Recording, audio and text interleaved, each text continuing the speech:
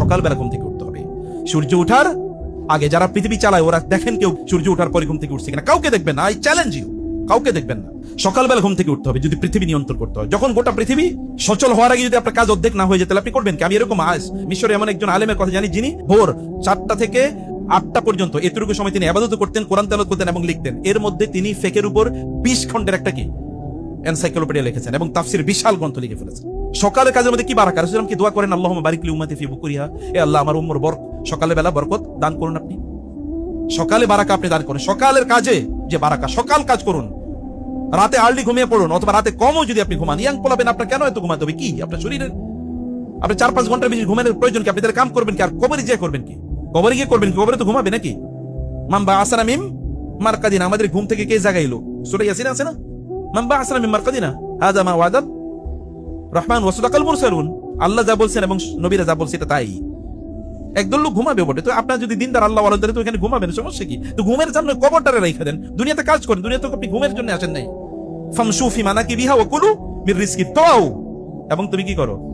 রিজিক অন্বেষণ করো। এটা করতে হবে, দুনিয়া কাজ করতে হবে। সকালে early to bed and early to rise makes a man healthy, wealthy and wise. জ্ঞানী হতে হলে আর্লি ঘুম থেকে উঠতে হবে। রাসূল সাল্লাল্লাহু আলাইহি ওয়াসাল্লাম তার মেয়ের বলছেন, মা উঠো কমি এবং ফাশহাদি রিজকা রাব্বিক, তুমি উঠো এবং দেখো আল্লাহ রিজিক ডিস্ট্রিবিউশন করতেছেন। এই সময় তুমি যদি রিজিক না পাও তাহলে তুমি রিজিকের সংকটে থাকবা। আর্লি ঘুম থেকে উঠেন, আর্লি ঘুম থেকে উঠে কাজ করুন। আমি যেই দিন, এমন আজকের কথা আমি বলি, সকাল থেকে আমি যতটুকু কাজ করেছি, মধ্যখানে শুধু আধা ঘন্টা এর মতো আমি একটু শুয়েছিলাম, ঘুমাতে পারি না কারণ এখানে আসতে হবে। এর মধ্যে আমি যা কাজ করেছি প্রায় ধরেন 3-4 দিনের কাজ করেছি আল্লাহর রহমতে। এ সকালে 2-3 ঘন্টা এতটুকু কাজ করার সময় এটা করতে হবে। সকালে রাসূল সাল্লাল্লাহু আলাইহি ওয়াসাল্লাম এই হাদিস যে সাহাবী বর্ণনা করেছেন, তিনি বলতেন রাসূল যেহেতু বলেছে আল্লাহ সকালের মধ্যে বরকত দিয়েছেন, আমি কি করতাম? উনি ব্যবসা করতেন, আমার লোকগুলোরে আমি বাজারে পাঠিয়ে দিতাম যখন কোনো লোক বাজারে নাই, আমি ওই সময় পাঠিয়ে দিতাম। আমি বলছি যে রাসূল যেহেতু বলছে তোমরা আগে বাজারে যাবা, সকালবেলা ভোরে ফজরের পরে সব বাজারে চলে যেত। অন্য লোকেরা যখন বাজারে যাইতো জিনিস নিয়ে, তখন তারা বাজার থেকে চলে আসতো, এর মধ্যে সব বিক্রি শেষ তাদের। কার কাছে বেচতে? আল্লাহ তাআলা প্রয়োজন ফেরেশতা নাজিল করে দেবেন আপনার পণ্য কেনার জন্য। আল্লাহ প্রয়োজন ফেরেশতা নাজিল করে দেন। কে কিনছে আপনি কি জানেন নাকি?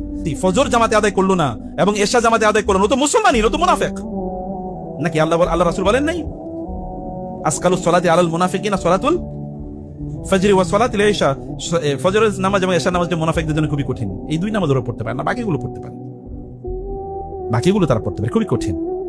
অতএব এটা তো মুনাফিকের চরিত্র। লাউ ইয়ালামুনা মা ফিহিমা লাআতাহুমা ওয়া রাহাবওয়ান, যদি তারা জানতো এই 2 নামাজের মধ্যে আমি কি বরকত রাখছি, রাসূল সাল্লাল্লাহু আলাইহি ওয়াসাল্লাম বলছেন আল্লাহ এই 2 নামাজের মধ্যে কি বরকত রাখছে, তাইলে তারা প্রয়োজনে হামাগুড়ি দিয়ে হলেও তার মসজিদে এসে উপস্থিত হতো নামাজ পড়ার জন্য।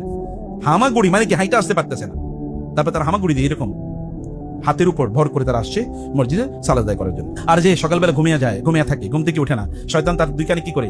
কথা বলছেন এই আংরা ভালো করে শুনেন, শয়তানের পেশাব নিয়ে যেগুলো চলে, ওটার চেয়ে মানে তার চেয়ে নাজাসাত, অপবিত্র, খবিশ আর কে আছে বলেন? ও তো খবিশ আগে ঘুম থেকে সকালবেলা উঠছে।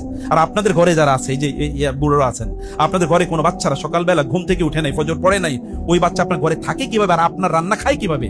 অথবা আপনার ইনকাম খায় কিভাবে? আপনি কি মুসলমান না? মুসলমান হলে আপনার ঘরে থাকে কেমন এরকম মানুষ? তাহলে আমাদের ইমানের প্রবলেম, আমাদের দিনদারিতে প্রবলেম আছে, কমিটমেন্টের প্রবলেম আছে। সকালে সবাইকে পিটিয়ে প্রয়োজনে ঘুম থেকে উঠান, উঠো, আমি তোমার জন্য এখানে দিন রাত খাটবো আর তুমি এখানে ঘুমিয়ে থাকবো, অসম্ভব, হতেই পারে না। পুরুষ হন, পুরুষ।